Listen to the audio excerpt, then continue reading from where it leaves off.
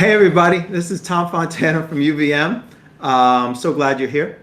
We're going to take just one more moment to make sure all the tech is working and to make sure people get logged in. Hey and welcome. Like I said, I'm Tom Fontana. I use he, him pronouns. I'm a mental health counselor and a drug and alcohol counselor. There's the camera, which I don't need anymore. And I have an opportunity to work with students one-on-one, and I also meet with groups here at UVM to talk about drugs and alcohol. I'm really glad for this opportunity to talk to parents. It's wonderful to talk to the students. I'm really grateful for my job, but it's very cool to be able to talk to you. And it's really great so many of you signed up for this. It's appreciated. It's a wonderful parent group, and I'm grateful for this opportunity. What I do want you to know is that the webinar is in some ways not the greatest format. We will be able to take some questions. I was grateful to get some questions beforehand. There was like 100 something of them. Last night, I figured, I'll just start answering them. And I got to about 4 people, and it took an hour and a half. And I was like, that's not going to be efficient. I'm still really committed to that idea of getting them to people. I wasn't going to be able to do it all last night. So here's my name and a licensing info. But more importantly, here's my email address. And so maybe what we can do is at the end of this, it's going to email address showing up soon.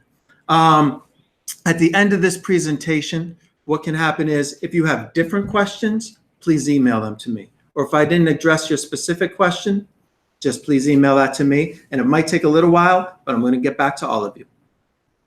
In addition to which, email is really good kind of for like a one-way question. What's UVM's policy on this? And I can respond to it. If it's more of a conversation, feel free to call me. There's my telephone number. That's the direct line to my room. I mostly meet one-on-one with students, and I won't answer the phone when I'm meeting with somebody. But unlike my own kids and perhaps your kids, I'm not afraid of voicemail. I do check it, and I will get back to you. So that will work as well for a conversation. But the other thing is, I'm a physical person. You sometimes visit this university. We could meet if you ever care to. I work in the Living Well office. It's the first floor of the Davis Center. On the 3rd floor, we have a coffee shop. If you care to meet, we can go up and get a coffee. We can sit in my office, my treat, whatever you want to do. So that's a great way to talk as well. We do have a chance for questions to kind of come in live now. I was able to group most people's questions. One was about the research. What does science tell us? So I do have some information on that. Shortcoming is that we don't have all the information we want, but we do have some, and I'll be sharing some of that. The second questions were about UVM. What's going on at UVM about use? What's UVM doing to address it? What's the culture? And so that's really what we'll be talking about today. Again, if some of those questions aren't answered, though, please email them to me or kind of ask them live. I guess there's a little bit of a 10-second delay here. So if you ask it, I might be on a different slide. No worries. We can take them as they come. So I mentioned I'm a drug and alcohol counselor. I coordinate a program we call Basics. Basics is it's based off of a national model around harm reduction that's considered a best practice intervention. It's a brief intervention around substance use. Like all good higher ed initiatives, it's an acronym. And ours stands for Behavior Around Substance Use in College Students. Because the original one was slightly different, but we're addressing more things than the original model. How it works is that students can come in voluntarily, but the truth is the bulk of my work comes through the conduct process. Students who have a first-time cannabis violation, a second-time drinking violation, or anyone who gets a detox, which is the wrong word for the correct word, which would be like an incapacitated student who needs to be hospitalized. So I meet with a few hundred students a year one-on-one, and then I meet with an additional few hundred students a year in a group format. I go to classes, I meet with all new members to Greek life, I meet with all the sports teams. We do some education beginning of the year on the new student orientation. So I usually do that for a learning community. At about 1,000 students a year, it's possible that I've met your student in a small capacity at some point. A thing about Basics that we're proud of, and I just want to emphasize, one, it's evidence-based. The students take a survey before they come in around their drug use. We talk about that together. At 3 and at 12 months, there's a follow-up. They're not obligated to do it, but we get a great response rate of around 35, 40%, which is amazing for social science right now. And the response rate shows that at 3 months, students have reduced their drinking or reduced their cannabis use. And then that those reductions stay about 12 months. So we have evidence in that behavioral sense that it works. Most importantly, perhaps in that conversation is the opportunity for students to talk and get a perspective. And so their experience just sitting there is really important. We ask a few questions about that. So one of the questions on the feedback is, do you feel respected? It's on like a Likert scale from 0 to 10, 10 being respected, 0 being not respected at all. And for students, particularly who are mandated, to come in and say that they get a 9.2 on average is really important to us, because if students don't feel respected, they're not really going to listen to anything we have to say, even if it's genius information. And so it's really important kind of how we present things. And hopefully you get a little feel for that here, that there is truth to be known. There is advice to be given in moments if somebody wants it, but mostly there is the perspective that the student themselves need to gain. And that's very much a two-way street. I would love this to be a two-way street. Webinars don't quite allow for that. A few terms at the outset. Right, so smoking versus vaping. Certainly people have juuling on their mind. You hear the word vaping, you hear the word smoking. Let me just try to put it into two categories. Smoking is done with flame. It's combustible. You light something on fire, you inhale the smoke of it. I'm showing a white lighter here. Just in cannabis culture, you will not see white lighters actually. It's considered bad luck. But there's a lighter, you light something on fire, you light a joint, you light the weed, you inhale it. That's a traditional method, if you would. Vaping is a process of heating something to the point prior to combustion, which still releases a lot of the active ingredients, and then you inhale that vapor. The vapor is the moisture being released before it combusts, and you inhale the vapor along with the product. Famously, the Juul, which is a nicotine device. Basically, these devices are just a battery pack. The majority of it's the battery pack. You can't see, I got one in front of me here. You can pull out the cartridge with this exchangeable. That's a little bit on top. You suck the heated juice, which is the vapor, through the tip of the cartridge. You throw that out, sometimes right on the street, not environmentally friendly, and then replace it, and you just charge the battery up. The battery heats the heating coil just the point prior to combustion. So vaping can be for nicotine or weed or other substances. Smoking can be for a lot of substances too. Generally, if cigarette smoking is referring to tobacco, vaping, the more proper word is nicotine when you're talking about the product. It is not a tobacco product. You ask kids, oh, do you smoke? They'll be like, no, cigarettes are terrible for you. You have to ask, do you vape, as a follow-up, because it's a different conversation. We have seen vaping increase significantly, driven by a younger generation. Our seniors do it less than our freshmen. Our freshmen are likely to be doing it less than the incoming sophomores of the high school currently. It is still on the rise, unfortunately. You can vape weed as well. Although the Juul is famous, that's probably the most proprietary. It's like the Apple of phones for vaping. There is the PAX, which is like the Apple of cannabis use. And so there are plenty of vaping devices for cannabis as well. I will pause at time for questions, but it feels like we're on a roll right now. I'm kind of glancing over at what looks like to be the question screen. A few other words. There is cannabis, there is marijuana, there is hemp. These have been used in a lot of different ways. I'll just say this. I tend to say, or the communications tend to say cannabis. It's a proper word for various reasons. The word marijuana, while perhaps most common, although I'd say it's transitioning, while most common, it refers to the flowering bud of the female plant. And so there are many more products than bud. Now there are oils and concentrates and all this stuff. So cannabis captures all of it. Hemp being, hemp now has a federal definition that just happened in, I think, January, or they passed it in December, implemented in January of this year through the federal farm bill, which creates a category for hemp, which matches many states' definitions. It's the first time the federal government has the definition of 0.3 THC or less. So any plant with that, in the cannabis family, any plant with that, or any of the products. So I just heard from a friend of mine who's a DEA agent Today at 10 something, this will change the status of CBD oil. So let me talk about these two things, CBD and THC. Perhaps you've heard some about them. When we talk about cannabis, we're talking about a product that has thousands of active ingredients. The two we focus on mostly are THC and CBD. THC, generally we say, is the psychoactive product. It is the thing that gets you high. CBD perhaps has a moderating effect on that, and in and of itself has properties that can be anti-inflammatory, although maybe that's THC. We're still looking at that. It is perhaps helpful as a seizure medicine, although perhaps that's THC. Perhaps it's neither of them. We're not sure. There's promise, but we need to research that more. Federal guidelines do not allow for testing of cannabis. They haven't for decades. So just to move into a little national context for it, and I should say, THC, which you've maybe heard, has gone up dramatically in weed. So a few things about people as we think about if you have any use in your own history, both from friends or yourself, that's instructive. But it is perhaps not the same experience. That's definitely not. It's not the same plant that people are using now. It's certainly not. There was no concentrates at a time.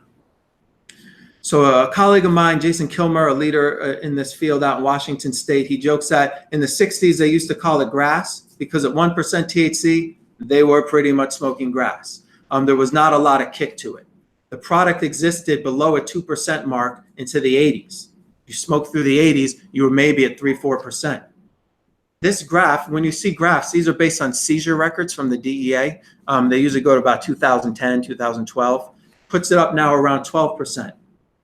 If you're in a legalized state like Massachusetts, walk into one of your shops. They have the percentage of THC and CBD right on there.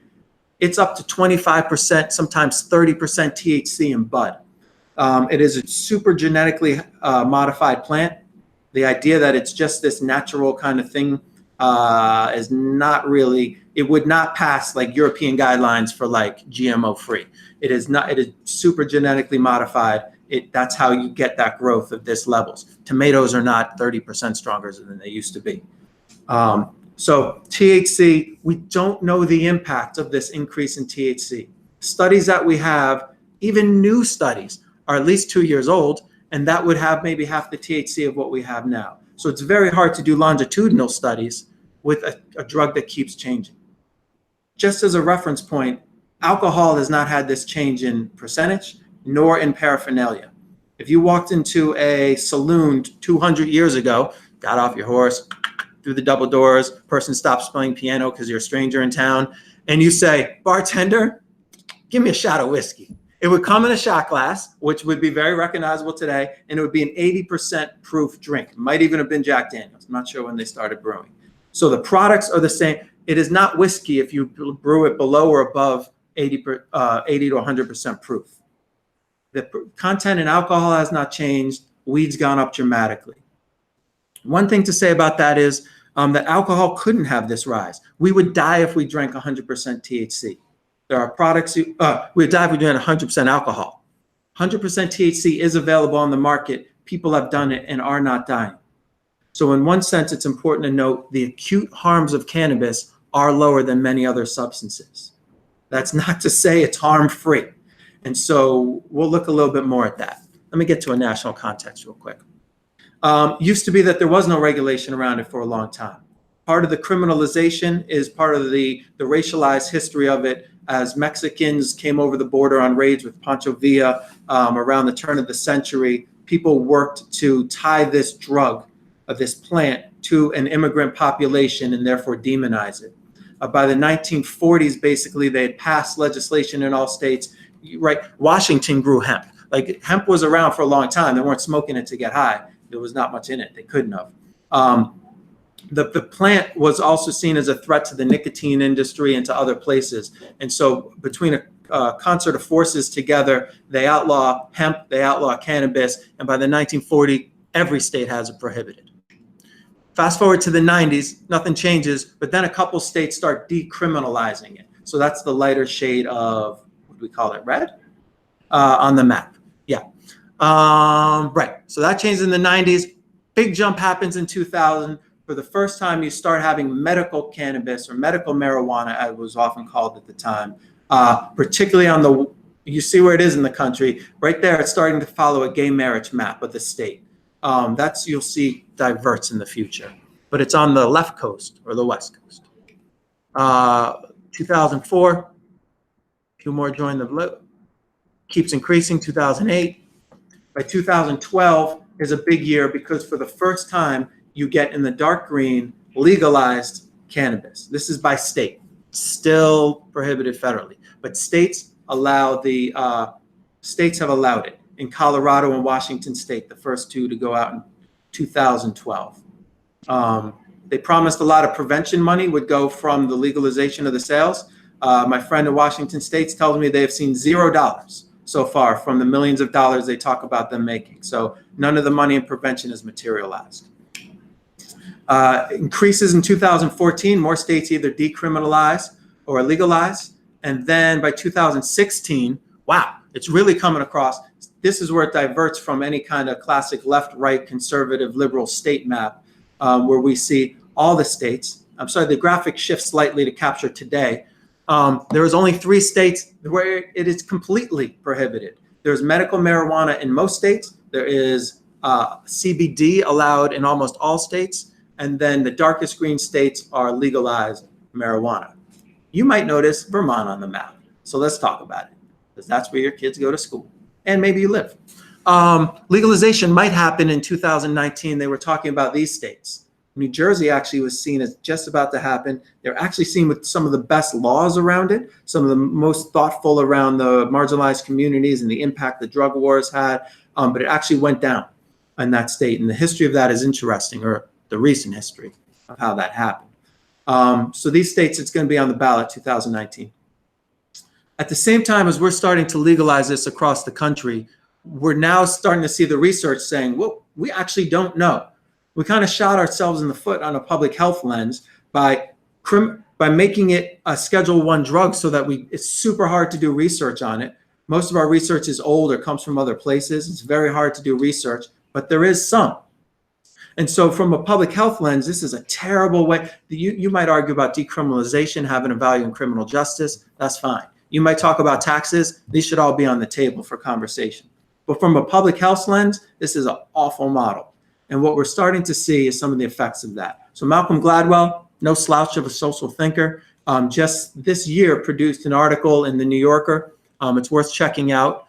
I like promoting the ones that are more readable. I can certainly, and I might send out a list of the real journal articles, but these are a nice summary of those. All he said was basically, when it comes to many of the claims of marijuana's health benefits, we have yet to have the proof of it. And people were in flames about it. It was really interesting that we are very polarized on this topic. Either people are super pro or against, and it feels like anything in the middle doesn't cut it for folks. I should say, as a note about my own stance, my style, I may be swearing at some point during this. That's usually for clinical reasons, to describe the way that students talk about things. So my apologies, trying to keep it professional. And yet that is helpful at times.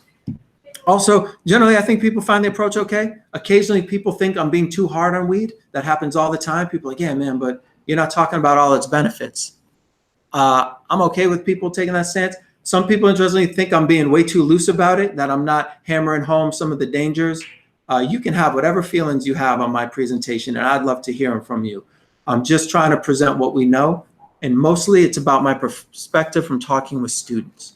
I am a drug and alcohol counselor. Research is very important to me. It guides practice, but mostly the work that I do, where I spend my time, is talking to humans, and it's their perspective is really important. And I would say that's where my day-to-day opportunity to work comes from. And so what I'm talking about and be presenting in just a little bit when we talk about the culture is as students have told me about it. So in this article, and then there's another one, Go Tell Your Children, a book that just came out. This had a lot of the links that some of you were referencing around psychosis and concerns about that. A word about psychosis. It does seem to be that maybe it's a THC, maybe it's that marijuana use is correlated to higher rates of people experiencing some type of psychosis. It could be that people who are more prone to having psychosis or using weed in the first place, it is at this time correlated and not causal, and yet it's pointing more towards causal.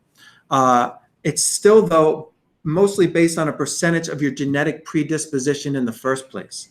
If you're not genetically predisposed to something, even if you up the chances by 5 times 0 is still 0. So if you have no risk of heart disease, your genetic doing something that ups that is going to keep it like, it's not really going to change that necessarily.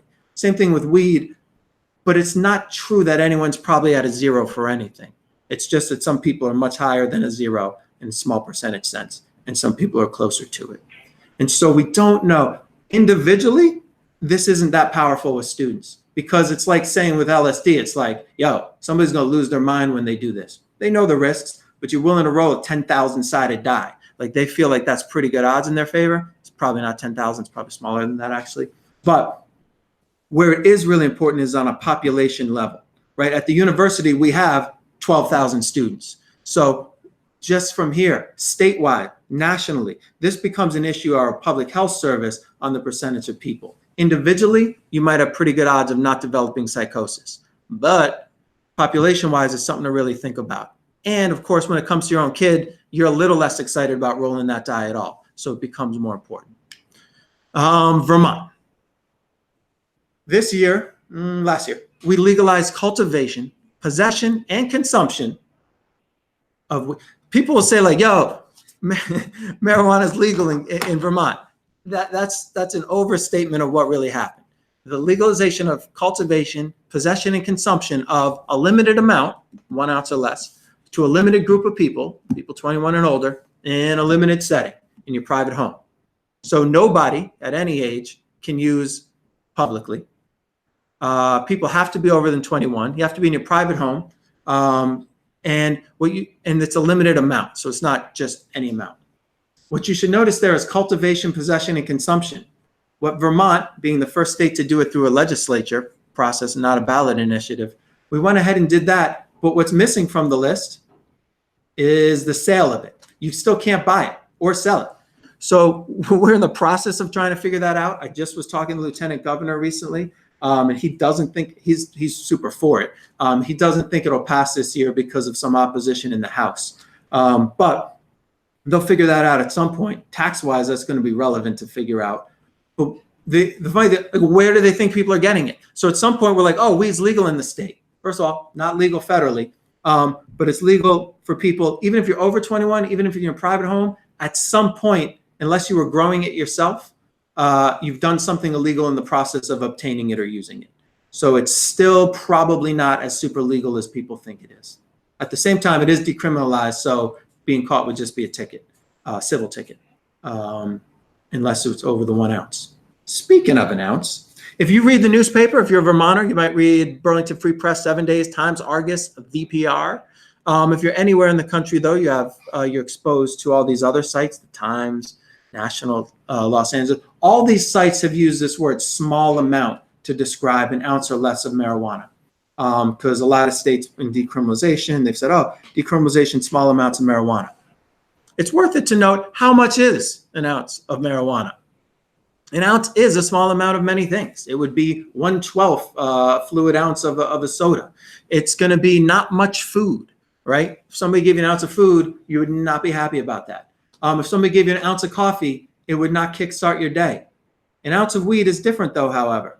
Picture somebody holding 1 ounce of weed in their hand. I'll give you a moment. I'll take a sip of water while you do so. Right.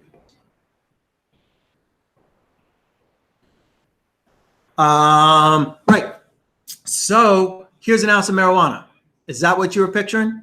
Right? 1 ounce used to cost, now, because of legalization, this was also a debate I was having with the Lieutenant Governor recently, the price is like, you could pick up 1 ounce for like $150, even cheaper of some not so good stuff. And so I say that comes from legalization. There's no way it's staying within states' borders if we just legalize it in the state and the price has already dropped in the last 2 years in half. That's flowing from other places. Canada above us, Massachusetts beneath us. These are all factors. And so he's like, no, it's all from people growing it themselves. No, man, that's not how that works. And it's illegal to obtain the seeds. So how were they doing that in the first place? So that's an ounce of weed, just something to keep in mind.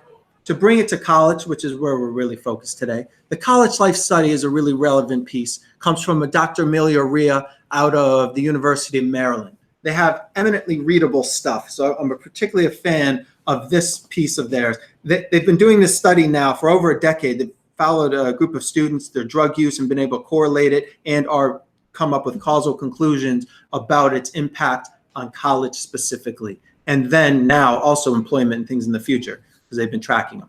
So they keep getting funding and they're able to run this. It's one of our few longitudinal studies looking at it. A great paper of theirs is in May 2013, talking about the academic opportunity costs of substance use during college. They define opportunity cost, which is helpful, is what a person sacrifices when they choose one option over another. And then they point out, sorry, I'll just read what they say. Substance use has an insidious way of interfering with students' ability to take advantage of all that college has to offer. The notion is, and this becomes important, right, that generally doing drugs is in and of itself an activity that students gain mastery in and takes time and money. And so when you're doing that thing, you're often not doing something else.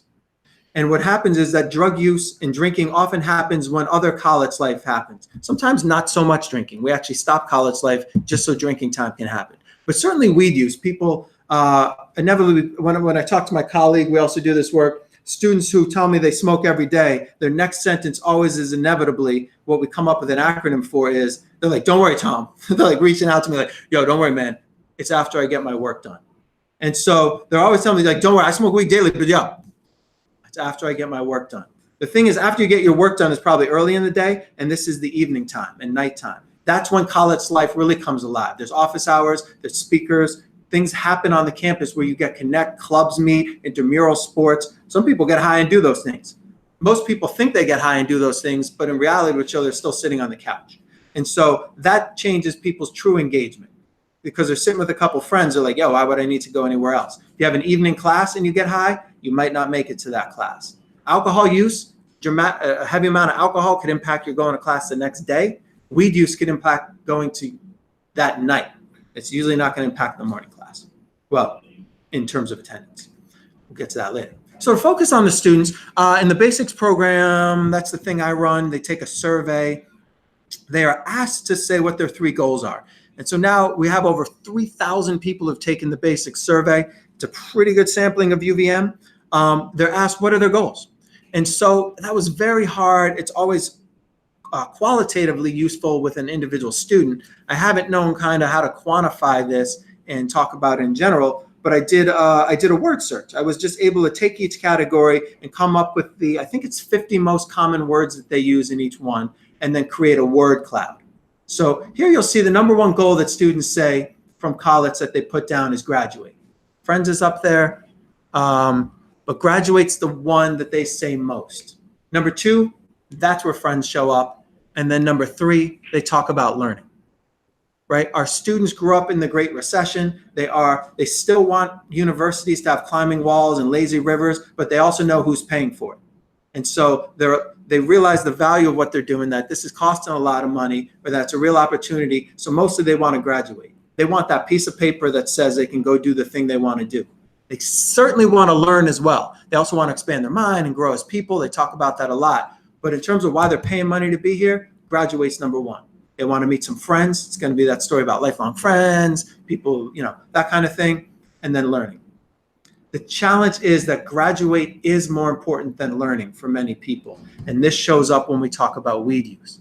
If I ask people to define, oh, you use weed? How do you know what a healthy amount is for you? And so they talk a little bit. And I might say, how do you know if it's having a negative effect in your life? They'll tend to point to GPA. If your GPA focus is about learning, you want your GPA to be as high as possible.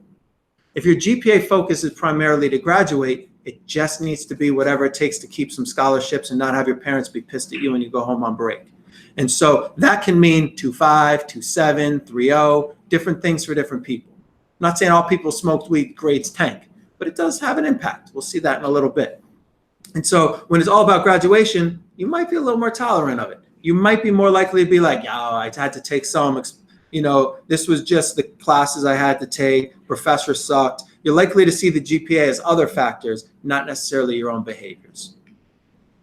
The pictures I'm going to show you coming up are from the site called Fleek. This is its description on the App Store. You won't find it anymore. It existed for a minute, then it got banned. There was Facebook, right? Decade ago, students started putting stuff on Facebook. We said, yo, don't put your pictures on Facebook. They'll be around forever. They learned and started using Snapchat, where they disappear. Snapchat, when it went public, needed to ban some of its content. And so this app like Fleek jumped in to tell, maybe you can't read it. Oh, I can use my highlighter thing. I'm so excited about it. It's this one here. The unofficial campus story that won't get banned by Snapchat. So as you may know, there's a group feature in Snapchat in this app like Fleek, where people in a geographically similar location can together upload pictures. And so there's an official UVM campus story from Instagram or from Snapchat that you can follow that has all our beautiful pictures of things around campus. Then there's an unofficial story that students can create. These get shut down and recreated constantly. Fleek was one of them for a minute. And so what you'll see is pictures from that site. And it's important to note that these exist at all the colleges, right? UVM wants you to know this exists everywhere. But what you should also know about UVM is the fact that I'm sitting here about to show you these pictures, and there's very few college presidents or deans like Dr. Annie Stevens who are like, yeah, Tom, get on camera and go tell our parents about what's going on at our college. Very few want to even, I'm not even going to show you, it's not even like crazy pictures, but people just want to scrub clean everything about their college. We're trying to tell you what's going on as we understand it. Not trying to overemphasize or underemphasize it. There are many, many students increasingly making good choices around things. So I'm grateful that I have an administration that supports this. I'm grateful that we have a group of parents who show up and to be here. But just so you know, you're going to see this at every college, right? So these pictures come from, what happened was I would scroll through this and then screenshot pictures. Generally, they would be about animals, like dogs that people adopted, or food they were eating, or drugs they were taking. So I would click on these. You get a sample of other universities when you would click this thing, and I just screenshot the one about drugs. So here's a couple pictures to update you on cannabis culture. Whatever you know from before, if you've done any or been around any, is still probably true. It's just that there's some new stuff. Here's what we know. There is things like vape pens, right? What you're seeing in these pictures are, this is how many pictures left in the slide. These are captions that the students themselves have added. I haven't done any of it. And then down here is like how many likes the picture got. So here's a picture using a vape pen talking about a little pick-me-up. Generally, weed is still consumed in ways that it was always done before. A bowl is considered a piece, or a bowl or a piece. It might be called a pipe. Those are pretty cheap. The glass work, people are proud of them. They're using a heart face emoji. They're like, yo, just got my new piece, trying to show everybody they're excited about it. Here's a picture of a bong, a common still smoking device for college students. You won't see many adults in the world still messing around with bongs. They're just going to be vaporizing most likely, or rolling joints.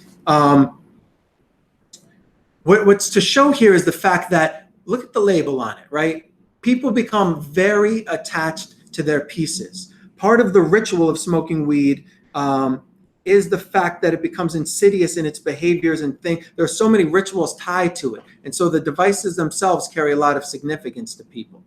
It also within the brain creates a lot of tie-ins around the reward system.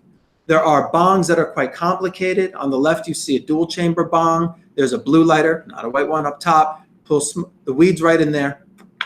Pulls through here, pulls there, up out the top. And there's also super uncomplicated thing. Here, this dude's using a 2-liter bottle. And so part of weed culture is this rigging it yourself kind of DIY kind of culture to it. There are students who spend a lot of money on this. And there's people who spend none at all and just turn pineapples into bongs. Like that's the glory of it. It's a mix for people. The ritual becomes very much part of the routine, and your skill around being able to do this becomes very much part of people's identity. That's a challenge. And so what happens here is that with a joint, right, there's techniques. This person, they're weighing it. They put a filter in it. people have their techniques of how they twist it and roll it. On the left, you're seeing not even quite a regular joint. That's like a fancy joint. But on the right, you're seeing this cross joint time bomb. This has nothing to do with efficiency. You light it here, here, and here, and try to smoke it, and it's like you're wasting a lot of product. But sometimes it's often about the look of it as much as it's about the experience. Students talk about there's a difference between getting high and being high. Initially, almost everybody gets in the game because they like to get high. They like the social experience that starts maybe in middle school or high school of sneaking off somewhere. It's not that hard to get, but you still got to find it. You got to go somewhere. It's a little bit sketchy. You're texting each other. You dip into the woods for a minute. You're together. You're standing in a circle. You're telling stories to each other. All of that highlights the adolescent brain around its reward system, and all of that seems awesome. That has nothing to do with the drug itself yet. Some people smoke weed and get anxious. They tend not to smoke a lot of weed. Some of those people still continue because they like the social scene, but then they get high, they're sitting in a dorm room and they start being paranoid. They're like, yo, like I don't even know any of these people. And that becomes a real problem. Getting high is social, being high is antisocial. Other people also then come to love being high, and that then becomes its own hook for them. You're like, yo, how do they smoke in their dorm room if you're not supposed to? Well, here's a box maybe that grandma sent, maybe you sent them. They tape it over the fire. They tape it over the life-saving device that's in the room to make sure smoke isn't happening, so that they block the smoke. They put a towel in the door, they put a fan in the window, and then they blow it out. And increasingly with vaporizers, the conduct process is on a crash course with vaporizing, because with alcohol, people get loud. People get caught with alcohol because of the volume that they make. People get caught with weed because of the smell that it makes. Increasingly, vaporizing, though, will create an issue where you won't be smelling it at all. But yet, college students will likely be the holdouts for all the other paraphernalia because they like to have the tactile social part of it.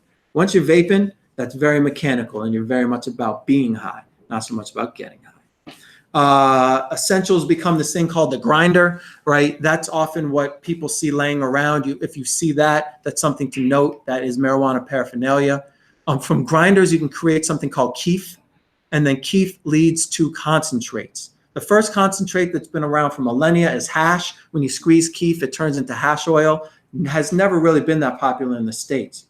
Within the last decade, things that never existed, though, now exist. When you run a solvent over bud, the weed itself, you can pull off the active ingredients. When you dissolve the solvent, you're left with resins, wax, something called butter with D's, oils, and shatter. These are concentrated versions of weed that are then consumed. It's easy people used to make pot brownies by putting pot in brownies. Not delicious. But now you can use oils and flavor infused oils and make it part of your cooking. And edibles are becoming popular with college students, but certainly the adult set as well. Those have their own problems around potency that it's very hard to gauge. What you see, though, with shatter, it creates something called the need for a dabbing rig. It used to be with combustibles, you would just use a lighter. A dabbing rig, you need to get even hotter. A lighter, right, you can run your fingers through the flame and not really burn yourself. You need butane torch to heat the nail, which the dab touches to and instantly vaporizes, and you pull it through. So a dabbing rig is a bong-like device. These cost a lot, and you got to store them. These were kind of a fad. They are still around, but a lot of people, if they're going to do this, will move over to using vaping devices. So this is a little bit of shatter that you can pick up somewhere. That's get touched to the rig. Vaping devices this is the packs. You can use bud in one of them, so that's just an electronic bowl. But the device it's leaning against is I think the pack, that might be the Firefly or round. It's the Firefly on the left, the pack's on the right. And then there's these universal ones, which are these battery packs. What happens is you have these tanks of 100% THC that can screw in, and people are now experiencing a percent of cannabis use that they've never experienced before. This is where we have large concern around the frequency of use. In our college population, let me go back a second, sorry. In our college population, I just want to say a word, what we know to be as we monitor students. I'll talk about that in a minute. I just want at this point, because some people are like, yo, you've just shown me a lot of pictures. I just want to show you this, which was a screenshot I took from one of the students. This is one of the dogs that they showed. I'm telling you, they have animals on there as well. Just, if you're worried about something right now, you don't need to lose sight in humanity completely. Just look at this down here. There was about 500 likes on this dog. And back here, when this guy's like, yo, man, look at the shatter I got. I assume it's a guy. There's 3 likes. So when shatter gets more likes than a cute puppy, that's when we're in trouble. So we're still all right. It is just things to know about here. And there's a few more things to know about. To compare it to alcohol, I'm gonna move quickly. I just want to save time for these questions. Alcohol is just used. Alcohol, people think about turning up. It's this idea of, right, you drink to lose inhibitions, to be social. A part of that is biologically true. It does quiet down the prefrontal cortex. That stops by about 2 drinks for most people. Even by 1, it caps out. The rest of it is our expectation of alcohol. But it's generally this thing of large group social. There are drinking games that get played. It's called turning up. People get turned up, right? It's the idea of out, of loud, large group settings. Most people do not want to smoke weed in a large group setting.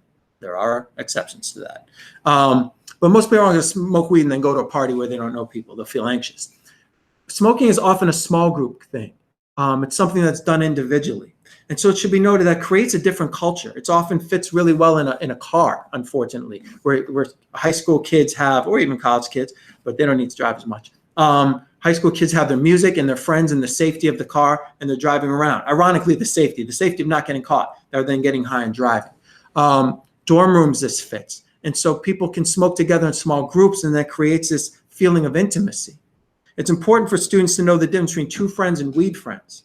It might be that you have friends and sometimes you get high together, right? But it is also possible that they're just weed friends. The difference is if you sit around and talk about how high you were, how high you are, and how high you're going to be, those are weed friends. That's all you do together. And so those aren't people who are going to be in your life when you're not smoking weed.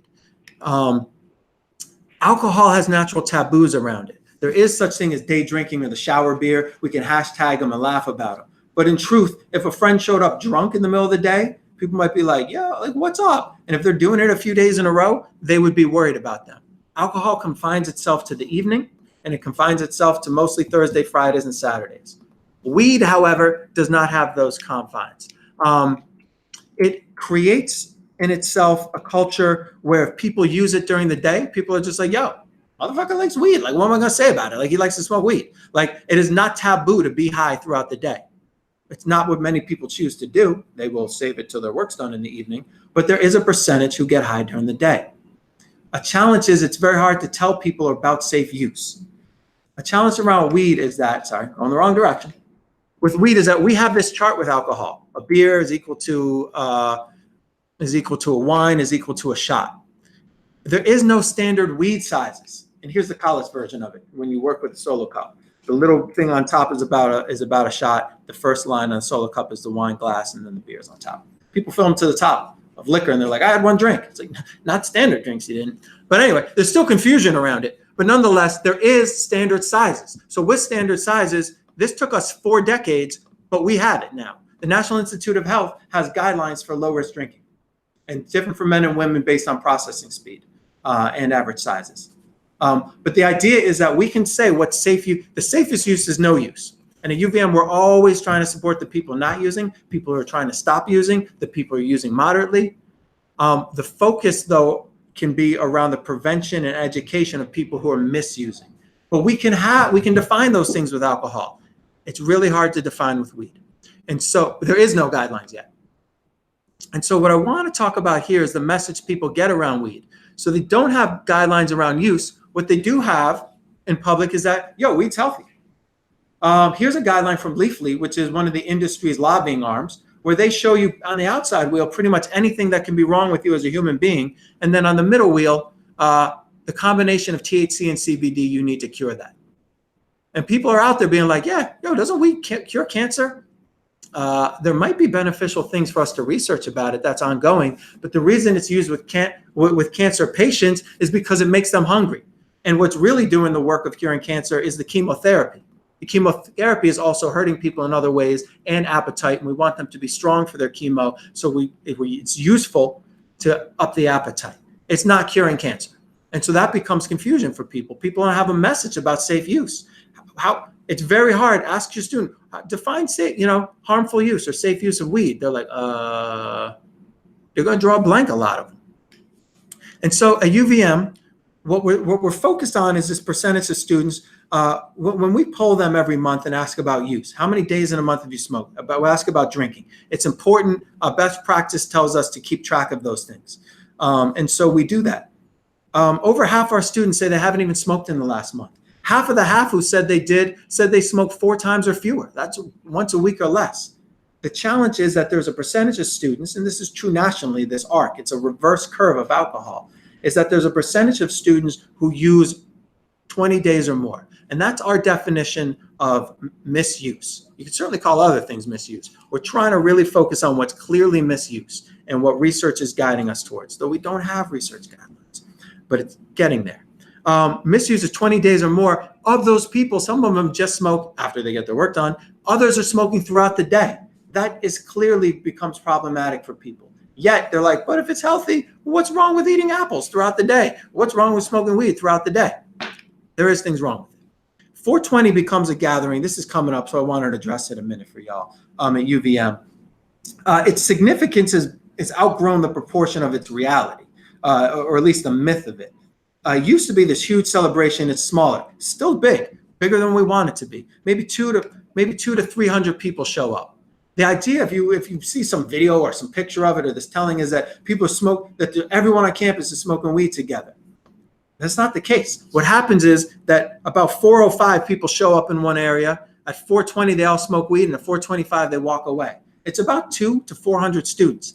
That is a decrease from what it's been. The university continues to work on this. There are public safety ways that make it a challenge, right? We only have 30 officers. We can't just throw them into a group, start arresting people. That's not a great idea. It's no longer arrestable. It'd be citation anyway. And tickets take them like 5 minutes to write. So we are writing tickets, but students will stand there and continue what they're doing. So it's hard to break up. We're still addressing it. The problem is, though, they see the police standing there, focused mostly on public safety, making sure somebody doesn't pass out, and they think that we're okay with students smoking weed. It's just that when there's a large group, we are conscious about the public safety effect, and it's hard to change. The thing to ask them is, where are the other 12,000 UVM students, right? About 2-3% of the UVM students are there. In our mind, we're like, yo, everyone's smoking weed at UVM. Now, on the worst occasion, a couple of them show up. The other 12,000 are not there, and that's really important. Increasingly, they're doing things like the We 5K, the wellness run, that there's a lot of other things we have going on right at that time on purpose. The perception, though, is important. If people think that everyone's doing it, we are then more likely to impact behavior. So you wanted to know what we're doing about it at UVM, and I want to tell you. So it works out. We do data collection, which is a national model of kind of best practice, that there are things we should identify high-risk weekends. We should communicate with parents. We should collect data. We got to see where it's happening on campus so we can focus it, where it's happening off campus. So we have off-campus mapping, on-campus mapping, monthly measures that we do. Alcohol EDU is the informational thing that students, that should be in the other category, mental note, edit, around student thing. And we keep track of student detoxes, which increasingly used to just be alcohol, but now include cannabis and negative reactions to it. We're partnering with the faculty. They have a super important voice on campus. We look at the academic calendar and how that might shape use in times of partying. There's perception data that we gather from the faculty themselves. And there's the President's Commission on Alcohol, Cannabis, and Other Drugs that gathers to look at this campus-wide. Families, we're communicating with you now. The high-risk weekends, we often send out messages during certain times to say things are coming up. Please talk to your student about that. We want to balance the autonomy that students need and deserve with the fact that you're still a super important person in their life, and that you asking them a question is really valuable. Like, hey, Halloween's coming up. What do you plan on doing? 420's coming up. What are you planning on doing?